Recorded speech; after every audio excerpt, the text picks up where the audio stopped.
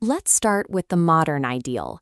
Today, marriage is an emotional destination, a romantic union between two individuals meant to last a lifetime. But for the vast majority of human history, romance had very little to do with it.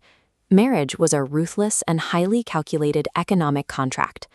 When anthropologists and colonial administrators began studying early 20th century societies, like the Gond people seen dancing here in the central provinces of India, they documented kinship systems that looked entirely alien to Western observers. This raises a structural question. How exactly do local environments, scarce resources, and rigid property laws force human societies to engineer completely different definitions of matrimony? We are going to analyze ethnographic data to deconstruct marriage. We need to look past it as a moral absolute and see it for what it functionally was: a socio-economic technology deployed to manage labor, forge alliances, and preserve property. These archaic rules map the precise methods early societies used to navigate environmental and economic constraints. To understand how this technology works, we look at the historical agricultural hubs of South India, specifically the regions of Malabar, Cochin, and Travancore. Our kinship ledger evaluates marriage by balancing labor, property, and alliances. In South India, property flowed exclusively through women. This created conflict. Men naturally sought to consolidate wealth for their own children. If unchecked, this instinct would fracture the family estate and disperse wealth. To solve this problem, these societies engineered a highly specific, effective structural solution: cross-cousin marriage, known locally as the Morapennu. The ethnographic record lays out the mechanics. In these communities, a young man holds a preferential right, and often a strict obligation, to marry the daughter of his maternal uncle. Looking at our kinship ledger, the first economic benefit is clear. By keeping the marital alliance strictly within the immediate family orbit, it drastically curtails heavy bride prices and eliminates outside marriage expenses. But the macro-structural benefit is even more critical. As the colonial ethnographer F.J. Richards observed, this specific rule acts as a compromise. It preserves the matrilineal inheritance system while operating under patrilineal forms. These strict rules dictating exactly which cousin you are allowed to marry are not arbitrary traditions. They are highly sophisticated legal mechanisms designed to trap wealth and property within a single continuous family unit. If we update our kinship ledger to track how a spouse is acquired, we find an evolutionary spectrum. At the most primitive end, the transaction requires zero capital, relying entirely on force. Marriage by capture, where women were forcibly taken against their will, was an attendant circumstance of invasion, tribal warfare, and unstable borders. The historical data proves this was a recognized, though eventually disfavored, form of acquiring a wife. The records document multiple instances across global populations, noting Tamil-speaking hill tribes carrying off brides by force, or the Gonds compelling women into marriage. As society stabilized, these literal, violent actions evolved. The sociologist Edward Westermark identified these specific practices as survivals, where a real physical conflict slowly morphs into a symbolic, vestigial ritual. We see a perfect case study of this transition among the Ishuvans. During a wedding, the groom and his party are physically blocked by the bride's cousin, resulting in a ceremonial confrontation, a sham fight. The confrontation only resolves when a literal toll is paid. The record specifically details that the cousin is prevailed upon only after receiving a payment of 2 phantoms or 9 annas to let the bride depart. Over time, that small toll payment to avoid a fight formalized into a completely institutionalized system: marriage by purchase, historically recognized in Vedic law as the Arsha form. The bride price makes pure economic sense. It serves as direct compensation paid to the father and the family for the permanent loss of the daughter's labor in their fields and household. Tracing this evolution, from kidnapping a bride to ceremonially fighting for her, and finally to paying for her, proves the underlying mechanism.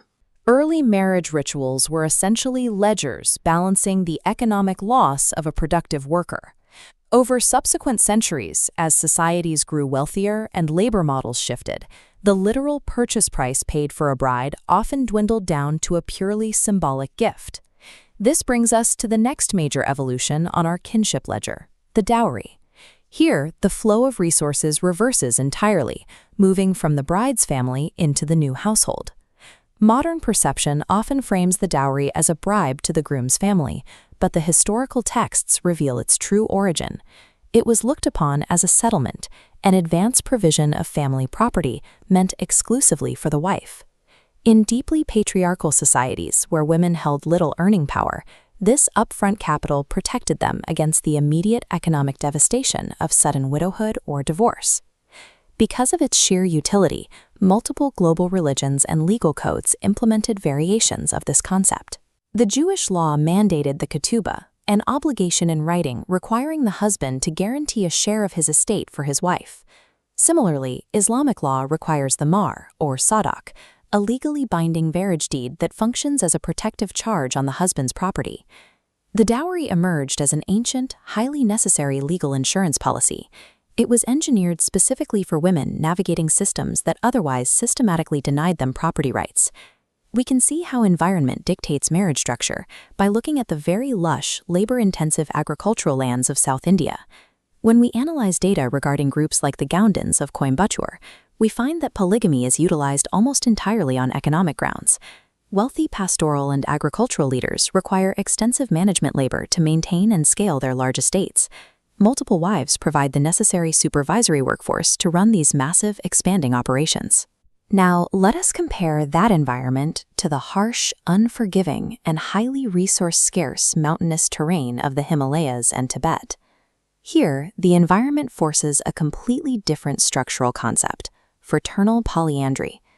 The environmental math is brutal. Arable land is incredibly scarce.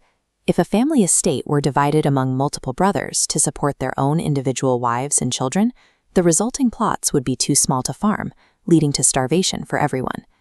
The solution is simple but rigid. All brothers in a family share a joint wife.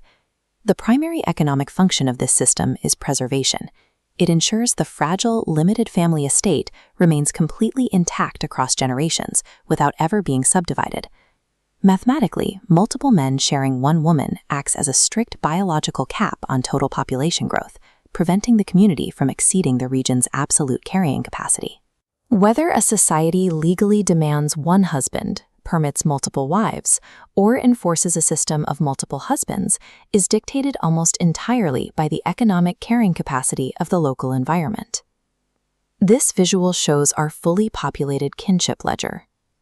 Whether we look at cross-cousin marriage, the dowry, polygamy, or polyandry, each one operates as a perfectly balanced socio-economic equation for its specific time and place.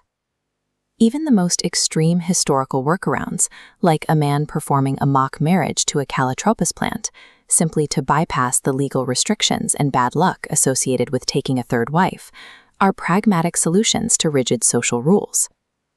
But behind all these ledgers, rules, and property laws are real human populations, striving for collective survival in a precarious world. This brings us to the grand theoretical debate among early sociologists, like Durkheim and Westermarck, regarding the global evolution toward monogamy. The global movement toward individual monogamy follows a distinct economic trajectory. Durkheim observed that exclusive monogamy only gains a foothold once a society achieves enough macro-level stability to make complex marital alliances redundant for survival. By examining raw anthropological data, we arrive at a clear conclusion. Human social institutions are not arbitrary moral codes.